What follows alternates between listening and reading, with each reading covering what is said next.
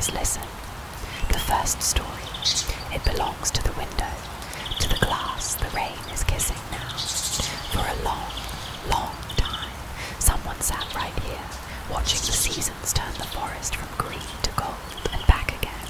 The rain remembers her. It whispers her name. Aara. The first story, it belongs to the window, to the glass the rain is kissing now. For a long, long time, someone sat right here, watching the seasons turn the forest from green to gold and back again. The rain remembers her. It whispers her name. Aara. The tale of the weaver. The rain says Aara was a weaver. Her whole life was measured in threads, in the steady, rhythmic thump-clack of her loom. From sunrise until the lamplight grew too dim, she sat in this very spot, her back to the hearth, her eyes on the woods. She didn't weave blankets or cloaks for money. She wove what she saw. The whisper on the glass tells of a tapestry of the first snow, with threads as white as frost on the pines, and as grey as the winter sky. She wove summer storms, using dark, angry threads for the thunderheads, and shimmering silver for the lightning that split the night. She wove the quiet moments too. A deer drinking from the creek, a fox darting into the undergrowth. Her loom captured it all. The people in the nearest village, about a half-day's walk from here, thought she was strange. They said she was weaving her soul into the cloth, that with every finished piece, a little more of her just faded away. Maybe they were right. The rain speaks of how, as she grew older, her movements slowed and her hands grew gnarled, but the loom never stopped. Thump-clack, thump-clack. It was the cabin's other heartbeat. She isn't here anymore, not in the way we understand anyway, but her story lingers.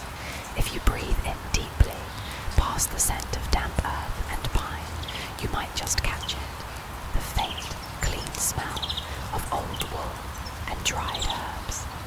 And if you listen very, very closely, past the drumming of the rain, you might hear it, a gentle, steady rhythm that isn't your own heart. Thump-clack, a sound that isn't there. She's not trying to scare you.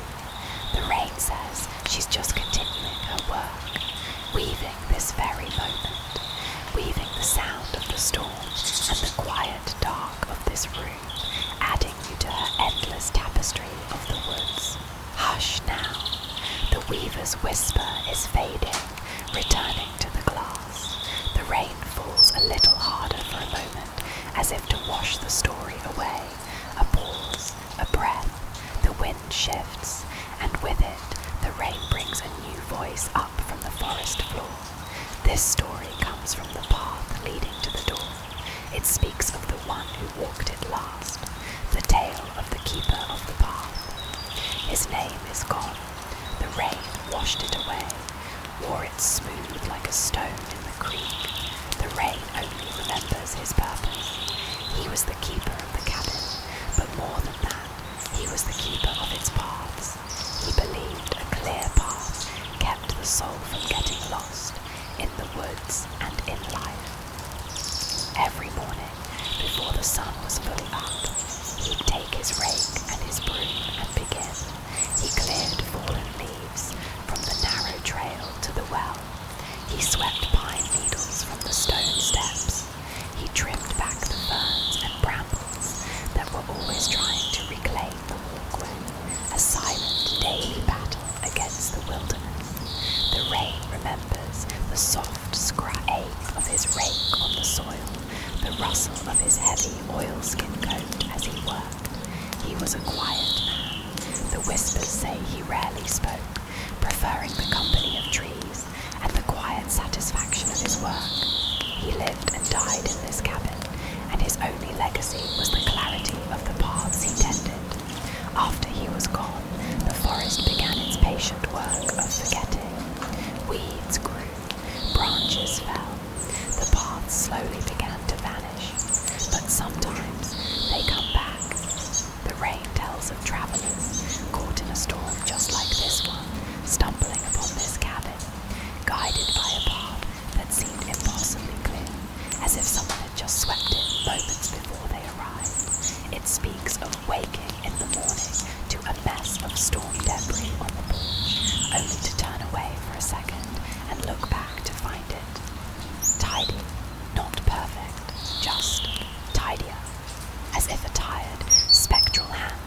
made a half-hearted attempt to clear the way. He's not a ghost who rattles chains or moans in the night. He's a feeling of order in the chaos, a sense of being cared for, quietly and unobtrusively. So if you hear a soft bump on the porch tonight, or the sound of a heavy coat being hung on a hook you know is empty, don't be afraid. It's only the keeper. The rain says he's just checking to make sure your path out, come morning, is clear, just doing his duty. Transition. Listen, the sound of sweeping fades. The keeper's story dissolves back into the earth. The rain softens now to a gentle, almost musical patter. It's changing its tune, preparing for one final tale. This one is older and sadder.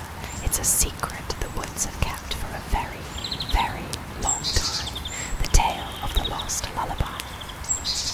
This secret doesn't have a name. It's just a sound, a feeling. It's the story of a child. It happened so long ago that the trees that saw it are now gone, returned to soil. But the rain remembers. It was here then, and it is here now. The whisper is faint, carried on the mist. A family was passing through, making their way west. They stopped here by the creek to rest for the night. They had a little girl with hair the colour of straw. As her mother set up their small camp, she hummed a simple tune, a lullaby passed down through generations, a song with no words, just a gentle, rising and falling melody. The girl, chasing a butterfly, wandered off the path, just for a moment, but the woods are deceptive. One tree looks like another. The path vanished. The rain began to fall, softly at first, washing away her scent, muffling her small cries. By the time her parents realized she was gone, she was truly lost. They searched for days. Their frantic calls were swallowed by the vast, indifferent forest. The lullaby her mother had hummed became a desperate, searching cry through the trees. But the woods kept their secret. The family eventually had to move on, leaving a piece of their hearts behind in the dark soil of this forest. The child's spirit doesn't haunt this place in anger. It doesn't seek revenge. It is simply here, a lingering echo of being lost. And the lullaby, it remained too. Sometimes, when the rain is just right and the world is quiet, you can hear it. It's not in your ears, not really. It's a sound you feel, a soft humming melody that weaves through the patter of the raindrops. It's the saddest sound in the world, and yet it's deeply calming. It's the sound of a mother's love, a child's memory, and the forest's long, slow grief. The rain says the lullaby isn't meant to frighten. It's for the little girl, a song to help her feel less alone in the dark, a song to help her sleep. And maybe it's a song for you too. The whispers are fading now. They're growing softer, blending back into the simple, honest sound of the rain. The stories of the weaver, the keeper, and the lost child return to the night, their secrets told. If these whispers found you, if you have secrets of your own from the quiet, dark places you've known, you can leave them for others to find. The rain will carry them. Now there are no more stories. There is only the rain.